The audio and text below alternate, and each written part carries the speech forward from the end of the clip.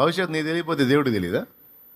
తెలుసు. ఓకే, మన భవిష్యత్తు తెలుసు, మన దేశ భవిష్యత్తు తెలుసు, యావత్ ప్రపంచ భవిష్యత్తు తెలుసు, టోటల్ మనం నివసించే ఈ భూమి భవిష్యత్తు తెలుసు. ఇన్ని భవిష్యత్తులు ఎరిగిన వాడికి నీ భవిష్యత్తు, నీ పిల్లల భవిష్యత్తు తెలియదా? ఏమమ్మా, మరి ఎందుకమ్మా గందరగోళం అవుతా? నా గురించి కాదన్నయ్య, పిల్లల భవిష్యత్తు ఏందా అని. పిల్లల భవిష్యత్తు పిచ్చి మొహమా? నీ భవిష్యత్తు, నీ పిల్లల భవిష్యత్తు, వారి పిల్లల భవిష్యత్తు అన్నీ చూసినవాడు మన దేవుడు.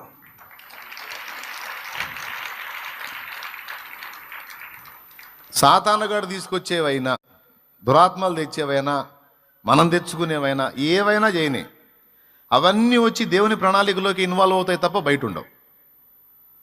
అది ఆయన మైండ్. ప్రభా సాతాను ఇట్లా చేశాడుగా ప్రభు, నాకు తెలుసురా నాన్న, వాడు అలా చేస్తే ఇది ఇలా అయింది, ఇలా అయితే ఇది ఇలా ఇచ్చింది, టోటల్గా నాకు ఫేవర్ అయిందా? ఈ సంగతి వాడికి తెలుసు, వాడికి తెలియదురా, అందుకే వాడు ఫస్ట్ నుంచి వెదవైపోయాడని చెప్తాడు. దేవునికి స్తోత్రం. ఏబుని హింస పెడుతున్నానని ఆనందంలోనే ఉన్నాడు కానీ, ఏబుని హింస పెడుతున్నట్టు వాడు ఫీల్ అవుతున్నాడు కానీ, ఏబుని చెక్కుకుంటున్నానని దేవుడు ఫీల్ అవుతున్నాడు. ఏబుని నల్లగొడుతున్నానని సాతాను అనుకొని సంకలెగరేసుకుంటున్నాడు కానీ, నా భక్తుడిని శుద్ధ సువర్ణం చేస్తున్నానని దేవుడు ఫీల్ అయ్యాడు. ఏబుని సమూల నాశనం చేశానని సైతాను గాడు అనుకున్నాడు కానీ, వీడు కష్టపడి నా భక్తుడిని విశ్వాసంలో నిలకడగా నిలబట్టే ఆ సాక్ష్యం చూపించి రెండంతల దీవెన అతడు పొందడానికి అతని యోగ్యుడిగా వీడే సిద్ధపరుస్తున్నాడని దేవుడు నవ్వుకున్నాడు. విశ్వసించేవాడికి రెండంతల మేలు. ఎన్ని ఇబ్బందులు వచ్చినాయో, ఏ వచ్చినా దేనే పోరాడాడు కానీ దేవుణ్ణి విడిచి పోలా. అది ఏబు. దీనికి గాను దేవుడిచ్చిన బహుమానం రెండింతలు. ఇక్కడ ఏబు అనే భక్తుడు పరిపూర్ణుడయ్యాడు, శుద్ధ సువర్ణమయ్యాడు, రెండంతల మేలు పొందాడు. ఇప్పుడు ఫైనల్గా ఎదవైంది ఎవరు?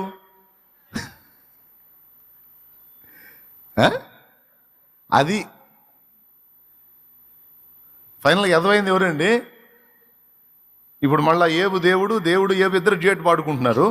మధ్యలో బకరాయింది ఎవరు? అల్పానందం పొంది ఏదో సాధించాను అని ఫీల్ అయ్యి చివరికి వీళ్ళిద్దరు మళ్ళీ డ్యూయట్ పాడుతుంటే వాడు విషాద గీతాలు పాడుకుంది ఎవరు? ఈడే. అవునా? బిడదారా, దేవుడికి సమస్తము అనుకూలంగా ఎలా మారతాయో భక్తుని కూడా సమస్తము మేలుకొయి సమకూడి జరుగుతాయి అన్నాడు. ఫస్ట్ ఏమన్నాడు? సమస్తము. ఇప్పుడు సమస్తము మేలుకై, సమస్తము దేవుని ఆలోచనలకు అనుగుణ్యంగా మౌల్డ్ అయిపోతాయి. అలాగే భక్తుని కూడా సమస్త పరిస్థితులు మేలుకై సంభవిస్తాయి, మేలే తెస్తాయి. కీడులా కనపడేవి కూడా ఏదో కోణంలో భక్తునికి అవి మేలుగానే పరిణమిస్తాయి తప్ప కీళ్లుగా. నేను చెప్పలా, రోమాపత్రిక 8వ అధ్యాయం 28వ వచనం చెప్పింది. సమస్తము అంటాడు అక్కడ కూడా. దేవుని ప్రేమించు వారికి అనగా ఆయన సంకల్పము చొప్పున పిలువబడిన వారికి మేలు కలుగుటకై సమస్తమును సమకూడి జరుగుచున్నవని ఎరుగుదుము. ఇప్పుడు గమనించండి బిడ్డలారా, ముందేం చెప్పాను? ఆయన విశ్వసించిన వాడికి సమస్తము. అందరూ చెప్పండి నోరు తెరచి. ఆయనను విశ్వసించిన వానికి, ఆయనను నమ్మిన వానికి సమస్తము రైట్. ఓకేనా? ఇప్పుడు 2వ వచనం కూడా మీరే చెప్పండి. ఆయనను ప్రేమించిన వానికి, చెప్పండి నోరు తెరిచి చెప్పండి. ఆయనను ప్రేమించిన వారికి సమస్తము సమకూడి మేలు కొరకే సంభవించుచున్నవి, జరుగుచున్నవి.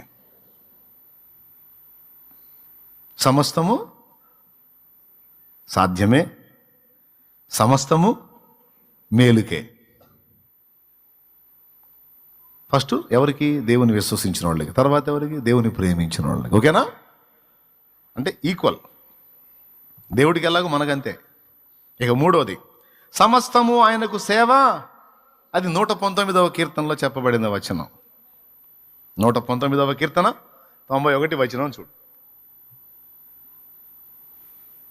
సమస్తమును నీకు సేవ చేయుచున్నవి, కావున నీ నిర్ణయం చొప్పున అవి నేటికి స్థిరపడి ఉన్నవి.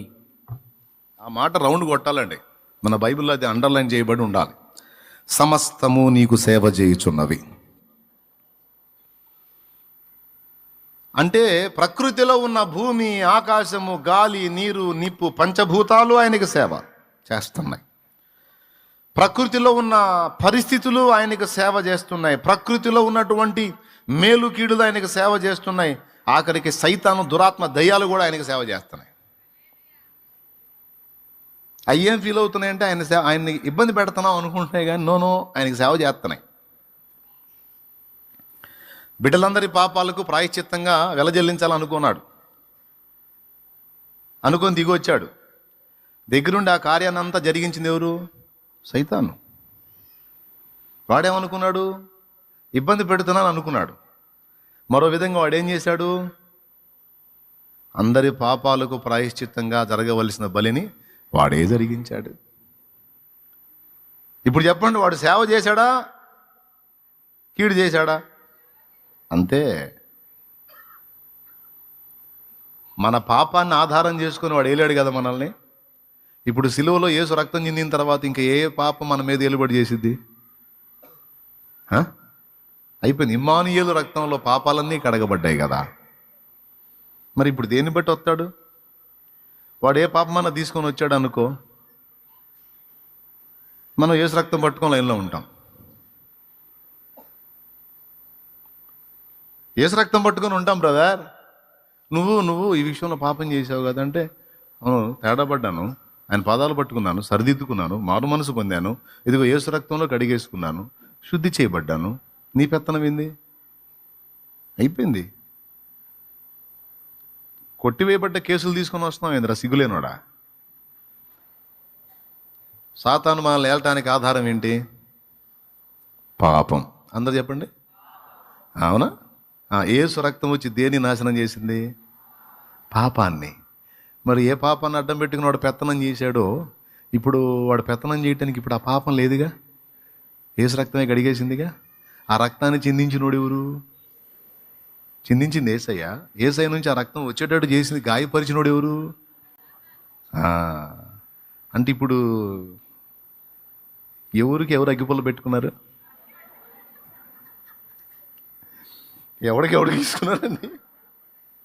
వాడికి వాడే గీసుకొని పోసుకొని ముట్టించుకున్నట్టేగా. వ్యధమైపోలా? ఇప్పుడు నడుస్తుందా వచ్చి, నువ్వు పాపి పంటానికి కుదిరిద్దా? నువ్వు పాపి అనుకుంటా, వాడు వచ్చి ఇదిగో యేసు రక్తం అనుకుంటూ నువ్వు పోతావు. అర్థమైందా నీకు? నాకు అర్థం కాకపోవటం ఏందిరా? శాలేమని ఒకసారి చెప్పాడు అనుకున్నా, అయింది 100 సార్లు మాకు వంట పట్టించాడు. ఈ పాయింట్ ఉంది. శాలేమన్న ద్వారా పరిశుద్ధాత్ముడు మా హృదయాల్లోకి ఎక్కించాడు, శత్రువా నన్ను గెలవలేవు, ఎందుకంటే నా ప్రభు రక్తం నా పాపముల కొరకు చిందించబడింది, ఆయన రక్తము నన్ను విమోచించింది. నీ కర్మగాలి అది నువ్వే ఆయనలో నుంచి బయటకు వచ్చి ప్రాయశ్చిత్త బలి ఆయన చేయడానికి నువ్వే సేవ చేసావురా, నువ్వే సేవ చేసావురా. అంటే నేను యేసుని గాయపరచలేదు, గాయం కాదురా, తన బిడ్డల కొరకు ప్రాయశ్చిత్తం చేయడానికి ఆయన వస్తే ఆయనకి సేవ చేసావురా వెధవా, సేవ చేశావు. దీన్ని బట్టి చూడండి, సైతానైన, దురాత్మలైన ఏవైనా సమస్తము ఆయనకు. ఇప్పుడు మీలో కూర్చున్న వాళ్ళు ఎంతమందిని రోగాలు తెచ్చినాయి ఇక్కడికి? ఎంతమందిని దయ్యాలు తెచ్చినాయి? దయ్యాలు తెచ్చిన ఆత్మలు ఎన్ని ఉన్నాయి అనుకున్నా మీకు తెలుసా? దయ్యాల ఆత్మలు తేవటం ఏంటంటే, దయ్యాలు పడతాయి, ఏడాడో తిరుగుతారు, విడుదల కాదు, ఈడకి వస్తారు, విడుదల వచ్చింది, ఇంకా ఫిక్స్. దయ్యం వదిలిపోవటం, వాక్యంతో నింపబడటం, రెండు జరుగుతాయి. అందుకని ఒక లిస్ట్ ఉందన్నమాట. దయ్యాలు తెచ్చిన ఆత్మలు, రోగాలు తెచ్చిన ఆత్మలు, సమస్యలు తెచ్చిన ఆత్మలు, అవునా? సమస్తము ఎవరికి సేవ చేస్తున్నాయి? ఇది వాక్యం. తమ్ముడు ఏమైనా అర్థమవుతుంది నేను చెప్పేది? సమస్తము దేవునికి సేవ చేస్తున్నాయి, అలాగే సమస్తము ఆయన యందు విశ్వాసం ఉంచేవాడికి కూడా సేవే చేస్తాయి. అయితే మనకు అర్థం కాక కొంచెం గలిబిలవుతాం. ఏదో నష్టపోతున్నావు, ఏదో కోల్పోతున్నావు, ఏదో మిస్ అవుతున్నావు, ఏదో ఎఫెక్ట్ అవుతున్నావు, ఏదేదో అయిపోతుందని మనం కొంచెం అట్లా ఫీల్ అవుతాం శరీరాన్ని బట్టి. కానీ కొంచెం ప్రశాంతంగా కూర్చొని దేవుని ముందుకు వెళ్ళి కొద్దిగా వాక్యం చదవకుండా కొంచెం నిశ్చితంగా ఆలోచిస్తే సైలెంట్గా మాట్లాడతాడు అన్నమాట. దేవుని ముందు కూర్చుంటే ఒకసారి నాతో అదే మాట్లాడాడు. ఏంటైనా మరి పరిస్థితులు అంటే సమస్తము నాకు సేవ చేస్తాను అన్నాడు. ఒక్కటే మాట, బైబిల్ మూసి లేసి వచ్చే స్తోత్రం ఆయన అని. అంటే మీకు అర్థమైందో లేదుగా, నాకు అర్థమైంది. సమస్తము నాకు సేవ చేస్తానే అన్నాడు. అంటే అర్థం ఏంటి తెలుసా? నాకు కానీ, నా పిల్లలకు కానీ, నా పనికి కానీ, నా ప్రణాళిక కానీ అడ్డు తగిలేద్దాం ఎవరికి లేదు నానా. నేను అనుకున్నది నెరవేర్చి తీరతా, దాన్ని ఎవడు ఆపలేడు. ఎవడన్నా దాన్ని అడ్డగించడానికి ట్రై చేసి ఏమైనా ప్రయత్నాలు చేసి అవి కూడా ఫేవర్గానే మారుస్తా. సమస్తము నాకు సేవ చేస్తాయి. అలాగే సమస్తము ఆయన యందు విశ్వాసం ఉంచిన వారికి కూడా సేవ చేస్తాయి. 3 మాటలు మీకు ఈజీగా మ్యాటర్ అర్థమైందని నేను అనుకుంటున్నా. మరి ఇప్పుడు కంగారు పడతావా, కలవరపడతావా, కలత చెందుతావా, దిగులు పడతావా, విచారపడతావా, కృంగిపోతావా, షుగర్ బీపీలు రేజ్ చేస్తావా, చెప్పిన మాటలు విని కంట్రోల్ చేసుకుంటావా? నేను చెప్పిన మాటలు నిజంగా నువ్వు విశ్వసిస్తే ఉన్న షుగర్ కంట్రోల్ అయిపోవాలి, వేసిన వాళ్ళు ఉన్న బీపీ కూడా కంట్రోల్ అయిపోవాలి. ఎంతమంది బీపీ తెప్పించడానికి ట్రై చేసి వాళ్ళకి బీపీ పెరగటాలే కానీ నీకు పెరగకూడదు. అర్థమైందా? నువ్వు నింపాదిగా, హ్యాపీగా, ప్రశాంతంగా ఏమనుకుంటే వెళ్ళాలి? నా శాంతి, నా కాంతి, జయంతి వర్ధంతి నా వర్ధంతి నా జయంతి, జయంతి వర్ధంతి నా వర్ధంతి నా జయంతి. ఈ మెట్టులోకి నువ్వు వస్తే ఇక నీకు బీపీ తెప్పిద్దాం అనుకున్న వాళ్ళందరికీ బీపీలు షుగర్లు పెరిగిపోయి ఉంటాయి. నీకు పెరగదు, నీకున్నాయన్నీ కంట్రోల్ అయిపోతాయి. ఉండాల్సింది ఇది పద్ధతి. ఏమయ్యా మరి ఇన్ని ఎరిగి కూడా మళ్ళీ నువ్వు టెన్షన్ పడితే ఎట్లా, గందరగోళం అయితే ఎట్టా, ఆందోళన పడితే ఎట్టా? Relax relax relax relax. ఎంతమంది హృదయాలు తేలికపడ్డాయండి? ఏమన్నా ఎంత చెప్పినా పడలేదా? ఇది అనుమానం, బరువు దిగలేదా? ఇంకా మీ నెత్తిన పెట్టుకున్నారా? పెట్టుకుంటారని తెలుసా? కింద వచనాల్లో చెప్పాడు, భయపడకుడి, మీ తల వెంట్రుకలన్నీ లెక్కింపబడి ఉన్నవి అన్నాడు. కింద వచనం చూడండి. 5 పిచ్చుకలు 2 కాసులకు అమ్మబడును కదా. ఇందాక ఏ మూలవాక్యం స్టార్టింగ్లో మీరు ఏ వచనం చదివారో ఆ వచనం కింద వచనాలు చూడండి. 12వ అధ్యాయం లోకాసు వార్త 6వ వచనం. 5 పిచ్చుకలు 2 కాసులకు అమ్మబడును కదా, అయినను వాటిలో ఒకటైనను దేవుని ఎదుట మరువబడదు. మీ తల వెంట్రుకలన్నీ లెక్కింపబడి ఉన్నవి, భయపడకుడి, మీరు అనేకమైన పిచ్చుకల కంటే శ్రేష్ఠులు కారా? భయపడకుడి, మీ తల వెంట్రుకలన్నీ లెక్కింపబడి ఉన్నవి అనే మాట చిన్న మాటగా మీకు అనిపిస్తుందా? చిన్న మాట అది. తెగ దూవుతావుగా, ఎప్పుడన్నా లెక్కేసావా? ఊడిపోయిన దాకా దువ్వావు. దువ్వి దువ్వి దువ్వి దువ్వి దువ్వి దువ్వి లాగి లాగి పీకి పీకి సగం పోయినాయి. ఏనడం లెక్కేసావా? చిన్నప్పటి నుంచి నువ్వు నీ అంతటా నువ్వు దూకునేదాకా మేమా రోజు కొబ్బరి పీసు దువ్వినట్టు దువ్వి దువ్వి దువ్వి చేసింది. మిమ్మల్ని లెక్కేసిందే? మీ నాన్న లెక్కేశాడా? చిన్నతనాన్న నీ తల్లో ఉన్న పేలు కూడా అమ్మ చూసిందిగా, అప్పుడన్నా లెక్కేసిందే? కానీ మీకు తెలుసా, మన తండ్రి, మన దేవుడు మన తల మీద ఉన్న వెంట్రుకలు కూడా లెక్కించాడట.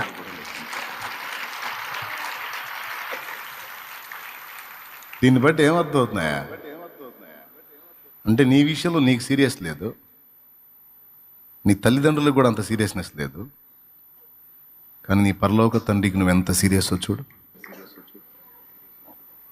నీ విషయం ఎంత పట్టింపో చూడు, ఎంత ప్రేమో చూడు. యేసయ్య అబద్ధాలు చెబుతాడా? పెద్దగా చెప్పు బ్రదర్, యేసయ్య అబద్ధాలు చెబుతాడా? చెప్పకపోతే మరి ఈ మాట ఏమనాలా? మీ తల వెంట్రుకలన్నీ లెక్కింపబడి ఉన్నాయి, భయపడొద్దంటే అర్థం ఏంటి? అయినా నాకు అర్థం కాదు. తల వెంట్రుకలు లెక్కింపబడితే మనకు వచ్చిన లాభం ఏంది? నాకు అర్థం కాదు. మీకు కావాల్సినవన్నీ ఏర్పరచబడ్డాయి అంటే ఆదరణ. మీకెందుకు డబ్బులు రెడీగా ఉన్నాయి, మీ బ్యాంక్ బ్యాలెన్స్ డెవలప్ చేస్తాను, ఎక్కడో సొమ్ము వచ్చి మీ బ్యాంక్ అకౌంట్లో పడిద్దంటే ఆదరణ. ఇట్లాంటి జాక్పాట్లు చెప్పాలి కానీ మీ తల వెంట్రుకలన్నీ లెక్కే పడ్డాయి అంటే ఏం చేసుకుని తల వెంట్రుకలు? అసంబద్ధంగా లేదు అక్కడ దేవుడి మాట, పొరపాటును కూడా లేదు.